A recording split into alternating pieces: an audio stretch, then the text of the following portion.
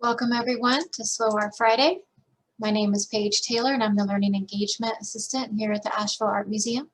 And today I'm happy to be joined by Hank Bovee, our touring docent.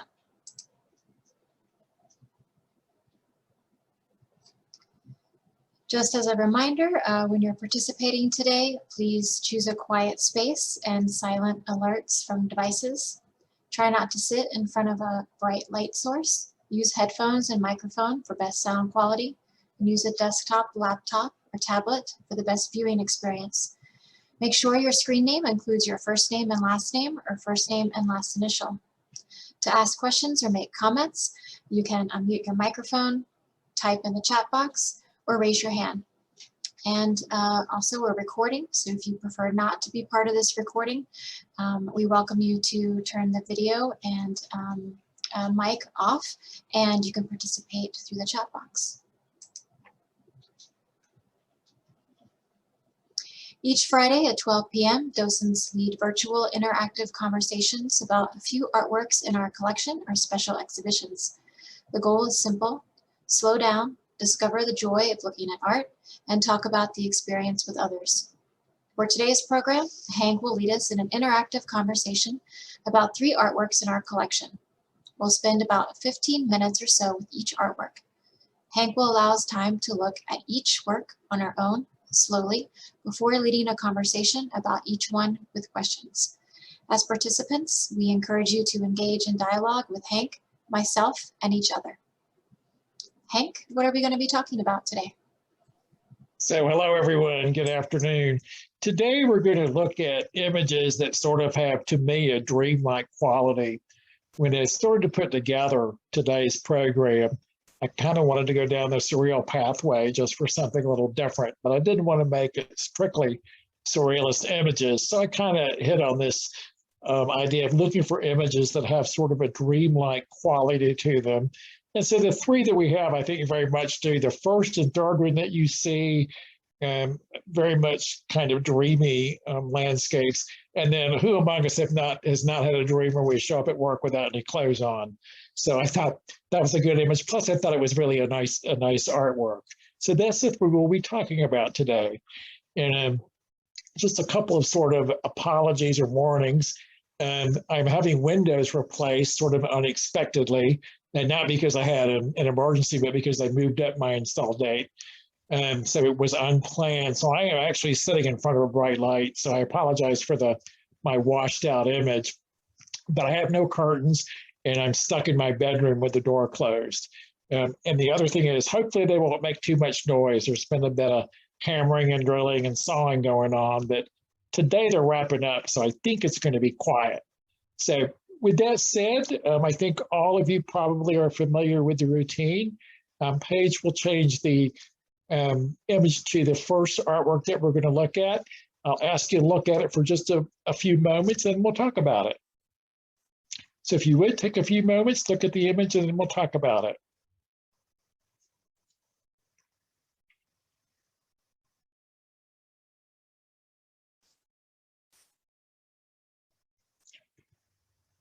Okay, what do you all think's going on in this artwork?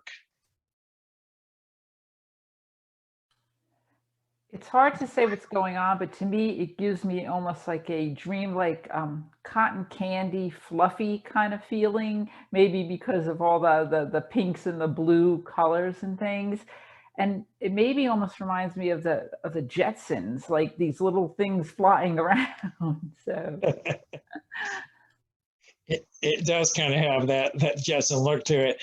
And I liked your comment about the blues and the pinks sort of giving it a cotton candy sort of pastel-y appearance. So anybody else see anything?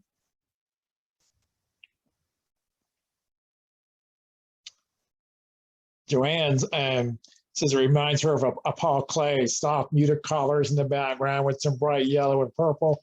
And actually, Joanne, you were right on the money.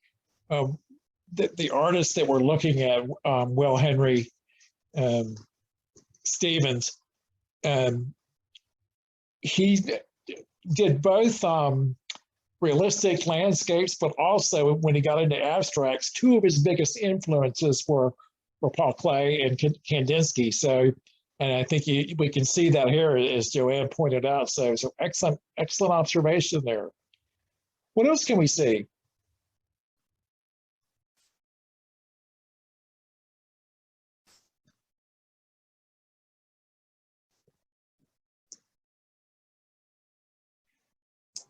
I think, I know you've already planted the seed in our minds with the idea of dreams, but I think I could definitely describe this as a dreamscape with this sort of, you know, the clouds that we see in the sky and the kind of like Jetson-like parts flying around. So it does seem like kind of floating in a dreamlike state, or moving around in air, something like that, like you might in a dream. Well, and Renee sees a lot of organic shapes and clouds. And Renee, what makes you say those are organic?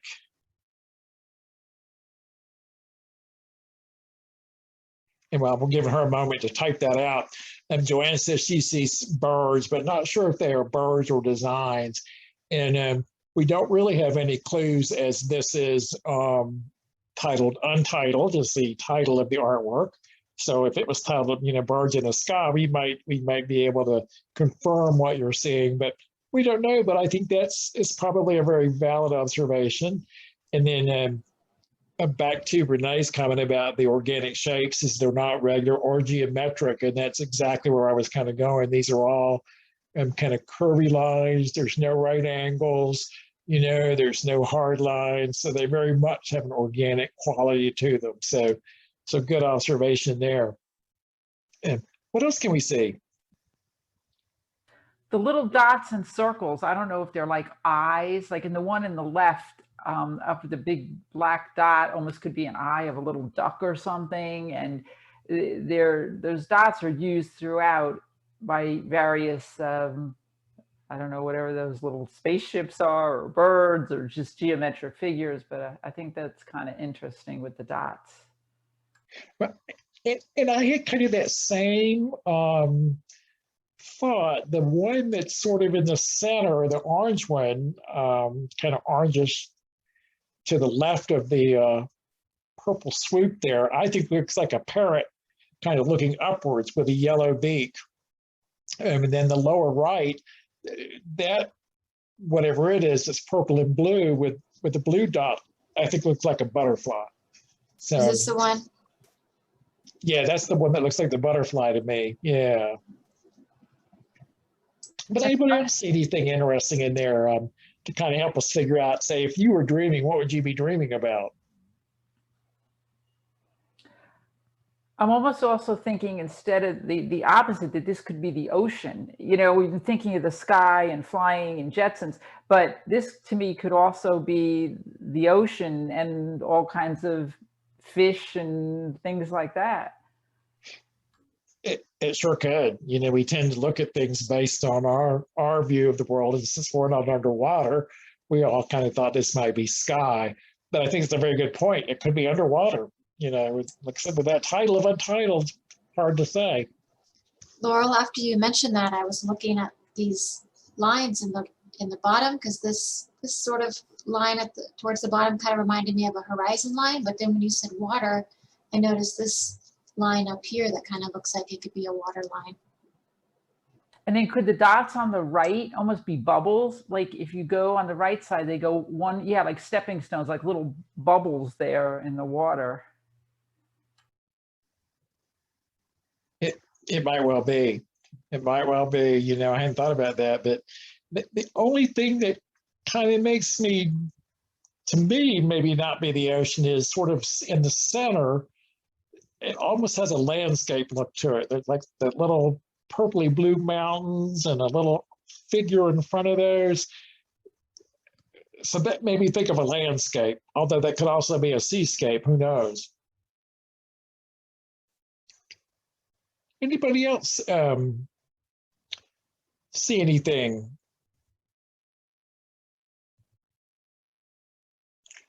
All right, then. Paige, let's go ahead and look to the, yep, I'm sorry, did someone start to say something? Yes, Renee had just typed that it looks almost like,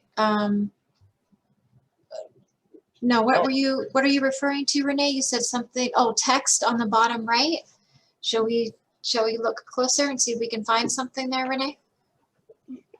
I just thought it almost looks like something, a message to us or something there. On the bottom right? Wiggly lines. Oh, here in the corner? Mm-hmm. Before you zoomed in, it looked almost as if it might be text. And you know, I'm glad you brought that up because I kind of had that same thought and then lost my train of thought. And so I think you're right. It does have a very text-like, but when you expand it, back to my view, this might be a landscape. It kind of looks like plowed, you know, rows in a field sort of look to it. So very good. Any other observations? But then, Paige, let's go ahead and look at the title slide. As we said, this is untitled Will Henry Stevens, mixed media on paper. It's not a very big image, 7 by 10, a little bit larger than that. But actually, when I was researching Will Henry Stevens, rather interesting. We talked about, you know, the colors and some of the textures, the bubbles and so on. And Will Henry Stevens is from Indiana. And he actually, born in 1881, his father was a pharmacist and he worked at the drugstore as a teenager. And when he was there, he learned, you know, as far as when they would make their drugs, they would grind and mix and measure different powders and elements. Well, he applied that same thing to art. So based on that early days in the pharmacy, he made a lot, ground and mixed a lot of his own pigments. And so that allowed him to develop new formulas, different colors that might be readily available. And I think we can kind of see that in this image. He did study at the Cincinnati Art Academy and then left there to go work at Rookwood Pottery as a painter and designer. And then eventually he made it down to New Orleans, where he was on the faculty of Newcomb College, which is a part of Tulane now. And he worked there for many decades. And an interesting thing is, while he was working in Louisiana, and as you all know, Louisiana is kind of hot and humid, especially in the summer, he would actually spend his summers in Asheville. And so most of his work that was done during those summers when he was in Asheville. So a lot of his works are representative of landscapes in the Western North Carolina, East Tennessee area. I don't know if this one is or isn't. You know, we could probably look and see some things that could lead us in either direction on this. But I thought that was interesting. And as I mentioned, he originally did more realistic or representational artworks, but then as he became older, especially during the last decade of his life, he moved into non-objective or abstract. And part of that was the influence of living in Asheville and the proximity to Black Mountain College, where a lot of experimental artwork, as you know, was being done at that time. The last little interesting thing I will tell you about is his estate, he's passed away, but his estate is actually represented by Blue Spiral right there on Biltmore Avenue. So, any last thoughts or comments on this before we move on to the next work? All right, Paige, if we could look at the next one, and like I said, you all take a few moments, we will look at it and then talk about it.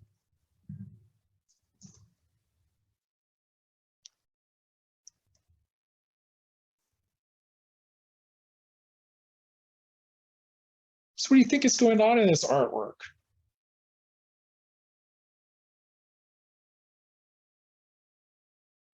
It definitely looks posed, but I find it very interesting that the only piece of clothing is a headband.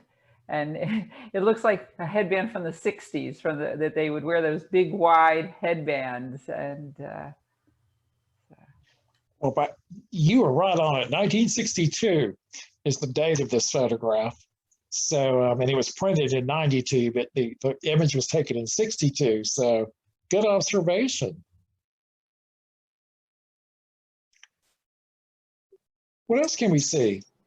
Joanne comments in the chat box, beautiful, great control of light and shadow. And I couldn't agree with you more, Joanne. And I think that's part of what drew me to this artwork is we have that light up in the upper left corner, and then the way that she kind of fades into the dark of the box, you know, on the other side of her body there, and just the play of light and shadows on the box on her body. And I think, as you said, beautiful. Definitely could see her dreaming, you know, fits in with the dream sort of category there. She's just lying very peacefully, nice skin. You can see a little bit of the rib cage there, just very, the way the eyes and the mouth are, just very dreamlike quality. It is. I think so. I agree with that. You know, that again, that's exactly why I chose this one. But if we look at the composition, anything that you is notable for you in just the overall composition, you know, not just the light, but how she's posed, what she's posed in, all that stuff. So I wonder who chose the pose, the photographer or the model. But you all are like, I think, read my mind today. So this is a very kind of curious thing, is when I was researching everything for today, actually, the photographer, Ruth Bernhard, the day that this was taken, had just gotten a new enlarger, and the box that it came in was still sitting in her studio. And when the model showed up for the session, she was like, "Hey, why don't I have the model crawl into the box?" And there you go. So it was posed by the photographer. Now, I'm going to guess they sort of collaborated. And for example, one of the things I find interesting here is she's all enclosed in that box, except for that one arm that comes out and goes around the top of the box. So quite possibly she just lied down, stretched her arm, and the photographer's like, "Oh, I like that, you know, hold that pose," kind of thing. So, I mean, then Joanne says, reminds me of an odalisque. So can you expand on that a little bit? What are some of the characteristics that remind you, that make you think of that?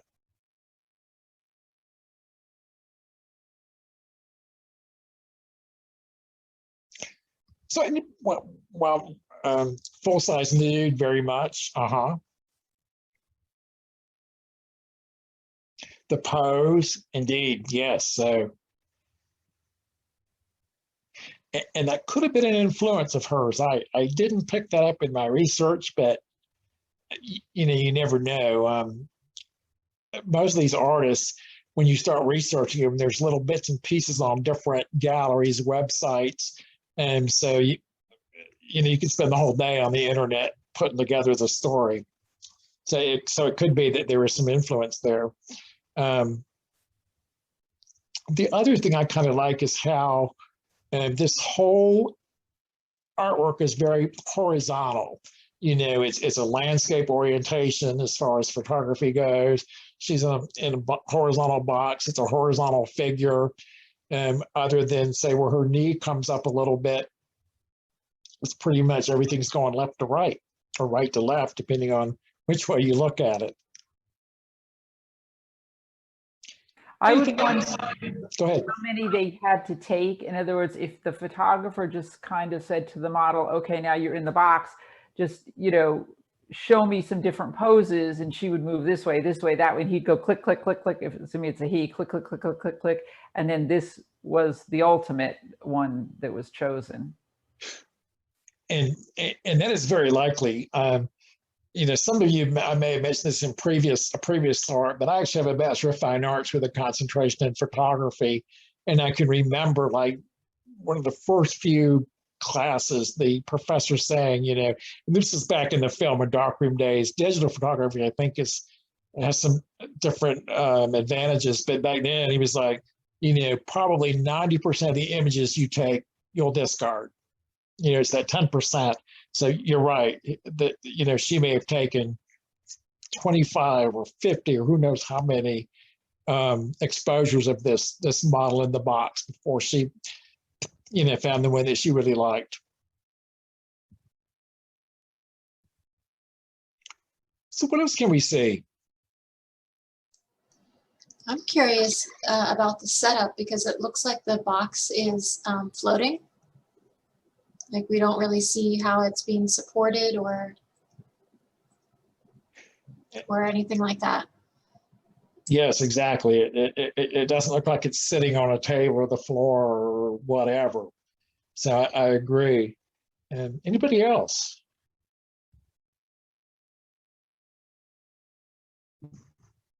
So one thing that I'm surprised hasn't been mentioned, but it was when I first was looking at this, besides the aesthetics of the light, the dark, the shadow, the pose and all that, is I wondered about symbolism here because, we have a woman in a box. And I think, there might be a whole lot going on there with just that simple symbolism.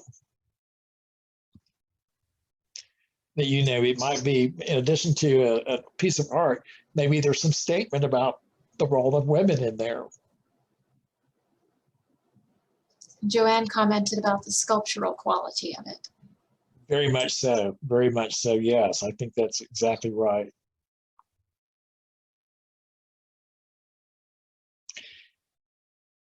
And tactile. So by tactile, kind of expand on that if you would.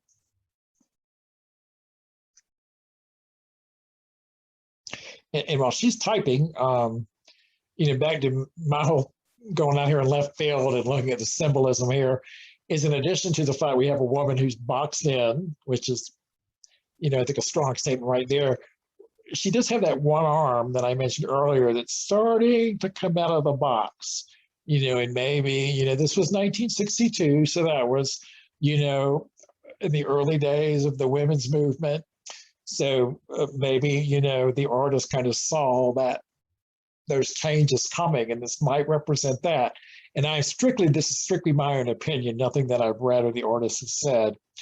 And then also we see up in the left-hand corner, sort of a little bit of light coming down. There's sort of a little strip of light coming off the bottom of the box right there by her knee. And I wonder if that is also related to that possible concept of this is a statement about women and the women's movement and so on. So I would almost get a sense too of more of the woman being freer because she's not all dressed up with a corset and a bra and a big hat and all of that. That she's a sense of freedom there. So, excellent observation. Exactly. She's free of the constraints that society puts on women as far as how they're supposed to look and what they're supposed to wear. The only thing she has on is a headband, and that's kind of more utilitarian. It's keeping the hair out of her face, and rather than making a statement about what she thinks we want to see. So, and then back to Joanne, I think she said yes about the title. She said not sure, the ribs, the upper thigh, the shadows, and I agree with you more that the ribs kind of make their own little pattern right there, very subtle. As do the thighs and the way they're lit. And if you kind of look at the photo in sections, there's many little images within there just based on those things that you call out. So, and then Renee says, having the arm in that way stretches out her upper body. And it definitely does. And it kind of helps us see the rib cage, and that little shadow in her armpit, is made by her stretching out the arm. And that just kind of adds to the imagery, I think. And also, again, back to the woman in the box theme is that upper body stretching her out. It's stretching her out literally and figuratively as a woman now with the women's movement starting, that women are beginning to stretch out of those roles of strictly wife and mother, barefoot and pregnant kind of thing. So very good, very good. Any other observations? Then Paige, if we could go ahead and look at the next one, or look at the title slide. So as we talked about, it's Ruth Bernhardt. It is, like I said, the image is from 1962, printed in 92. It's typical gelatin silver print on photographic paper.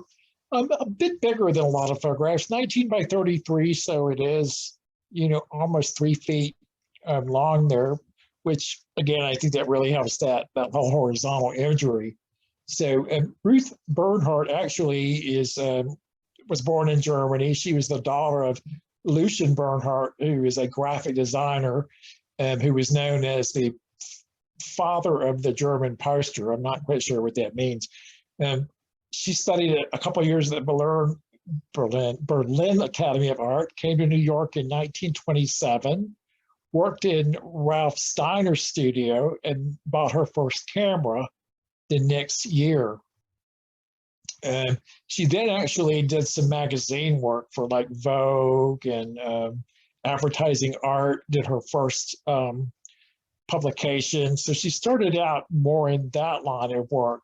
But because of her ability to photograph so realistically, because even though there's a lot of subtle imagery here, it's a very hyper-realistic almost image, she kind of went down that road of photographing objects. As a matter of fact, the Museum of Modern Art had her photograph their machine art exhibition. So, not even related to photographing the human form.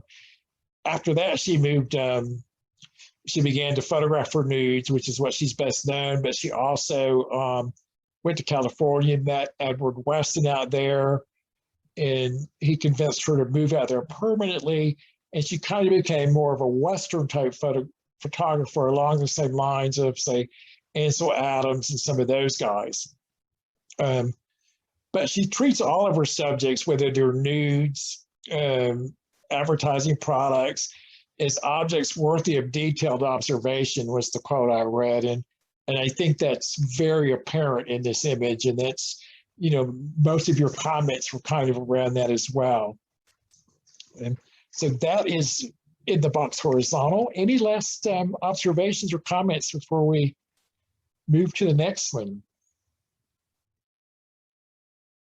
All right, Paige, if you would go ahead and move to the next image. Take a few moments, folks, and then we'll kind of talk about it.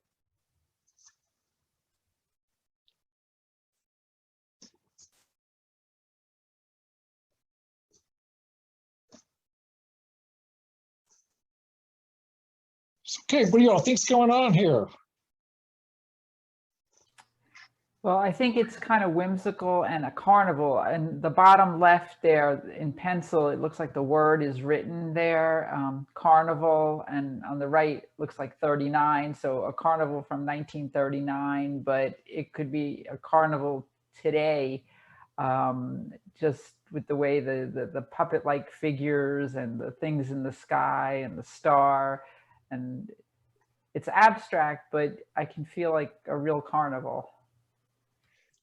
So, as you say, even though it's very abstract, even without the word there, you can pick up that it's some kind of festive gathering. And in this case, as you said, it's a carnival. So definitely, definitely. And Renee added to that, that reminds her of a circus. Well, and what aspects of that make you think of a circus, Paige? And I think Renee's responding to us. She's saying the tent over here. Yes. And that's what did it for me, the tent. The kind of tall, skinny guy could almost be an announcer or whatever, or a carnival barker. What else can we see?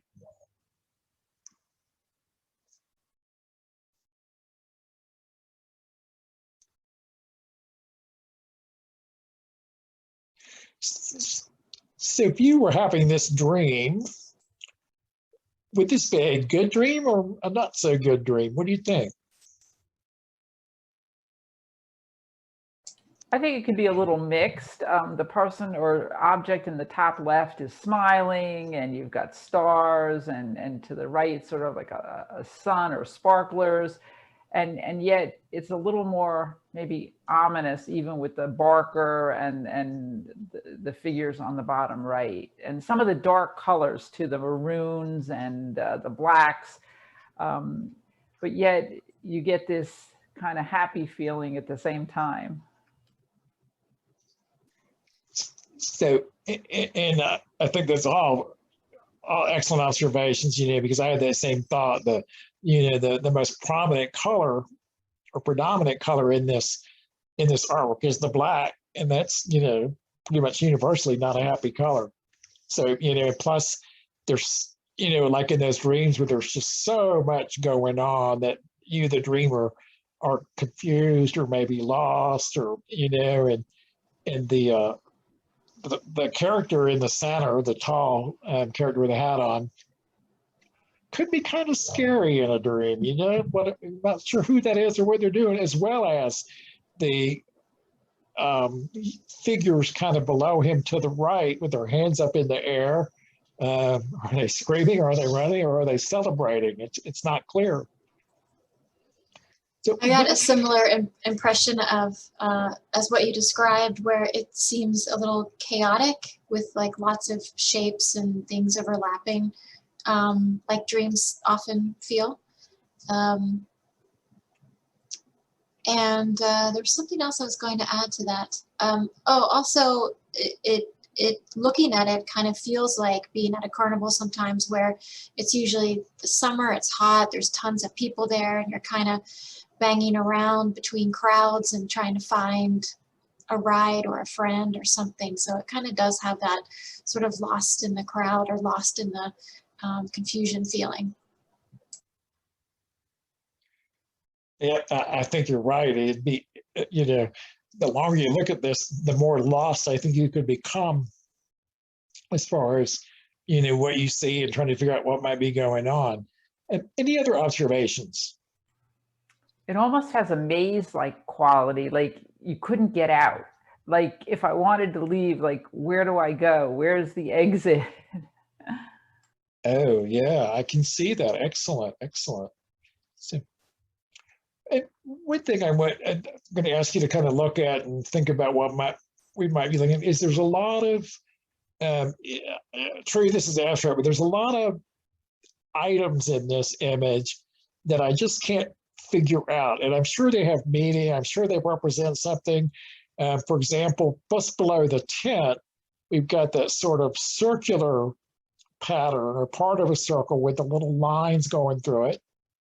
And then to the right of the tall figure in the center and above the folks with their hands in the air, there's a shape, the kind of a white pole with the two orange dots, and then there's the above the tent, what's going on with that shape that sort of has a star pattern in it, but at the same time it connects to that figure on the left that might be smiling. So Renee says, reminds me of a wind-up for a toy, and I think you're probably referring to the shape that's to the right of the tall guy. And yeah, it does sort of have that look to it. So it could well be, because that would fit in with, I think, with what we're kind of looking at. So anybody else have thoughts on some of these different shapes?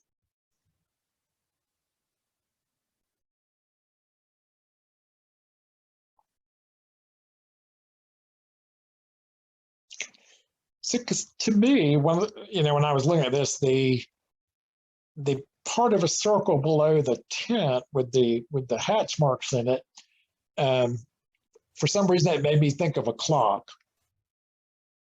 a clock face. But beyond that, I really couldn't make sense of any time as being part of this image. And then above the wind-up toy key, as we'll call it, that blue arch kind of made me think of a tunnel, you know, and that all I think kind of adds to, I think, what Paige described as chaos. You know, there's a time element, a tunnel, a wind-up to a key. It's like there's a whole lot going on, or possibly going on, or it could just be shapes and colors, right? There's a lot of ribbon-like lines, like above the red and yellow figures, which I'm assuming to me are figures inside the tent. There's like a black ribbon left to right there, and the left figure that's sort of smiling has a kind of out of the right there, like some sort of a ribbon, and then there's curlicue underneath the wind-up toy key. So a lot of ribbon stuff going on there. You had a good point. And, you know, if we think about this, as you mentioned too, Laurel, earlier, there's kind of both good and bad sort of going on here. Is, you know, ribbons are the same thing. Ribbons could be, you know, typically we can associate those with celebratory occasions, Christmas, birthdays, you know, that kind of thing. But also, you know, you can use a ribbon to tie things up, right, to confine them. So a bit of both going on. Renee commented, and I think this is what you're referring to, Renee, that this might be fireworks up here. Ooh.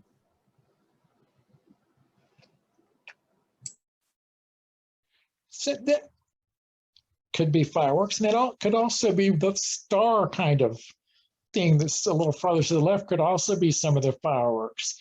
But they're kind of also inside of that shape that's connected by a ribbon to that figure, which I keep thinking it's probably a human, but it may not be. This area to me also reminded me of a roller coaster. And this like a Ferris wheel, perhaps. Actually, and that would be an element of a carnival. So very good. Yeah, that could be a roller coaster. And then I'm going to assume that we're all thinking that yellow circle in the upper right is the sun or the moon, depending on what time of day we think this is. Anybody think that's not what we're looking at, or that that's what we are looking at, or?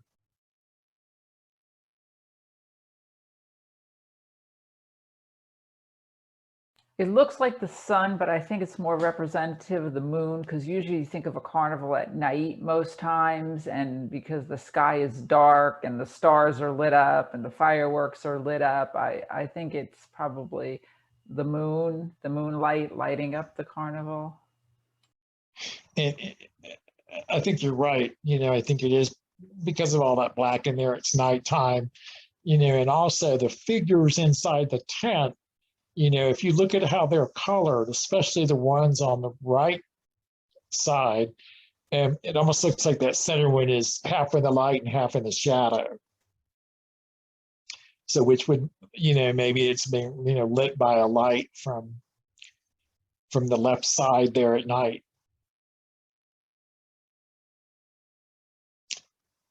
Any other observations here? It's also interesting that all of the faces are very, very abstract or non-existent, except for the one who could be the barker, as you indicated, the gentleman, the tall man in the center.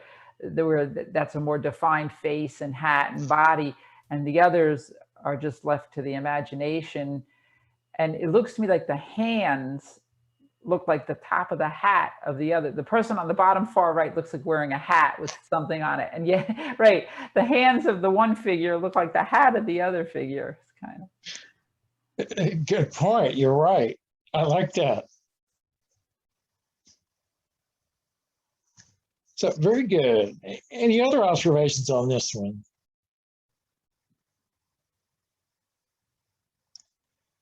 All right, excellent job, folks. Let us look to the, oh, wait a minute.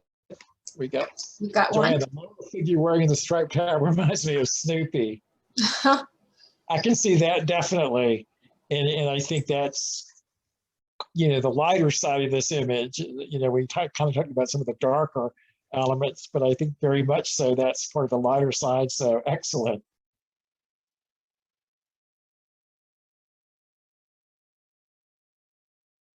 So anything else we can see?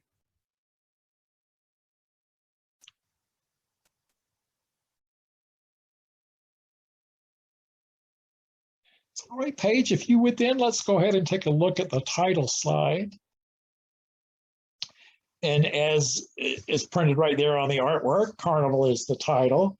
And it's Hananiah, I always have to stop and sound this out, Harari, and from 1939. It's screen print, so it's basically a silk screen, 7 by 9 inches. So it's rather on the small side, despite all the complexity in there. So the artist is from New York. He actually was born Richard Falk Goldman in Rochester. In 1935, he took a trip to Palestine, and at that point, he changed his name to Hananiah Harari. And the direct quote from him is, "It was a name better suited to an important artist." So he was optimistic he was going to be famous, I guess. He studied at Rochester Memorial Art Gallery in the early 30s, then at the School of Fine Arts at Syracuse University. And then in 1932, he went to Paris and studied with Leger, André Laut, Marcel Gromier.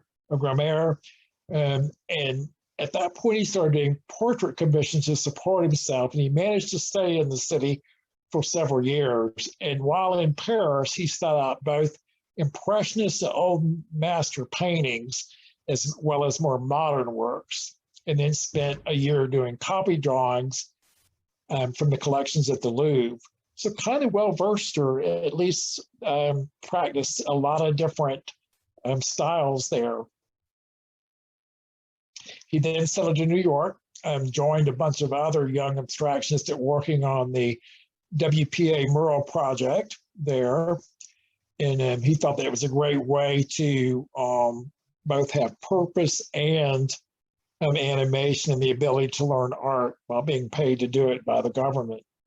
So after he returned to New York, he became involved in the vanguard circle of the American abstract artists. And you can see that move to more pure abstraction definitely in this work. And anything else, any other comments or observations there? All right, well, that kind of wraps up our day. I want to say thank you all very much.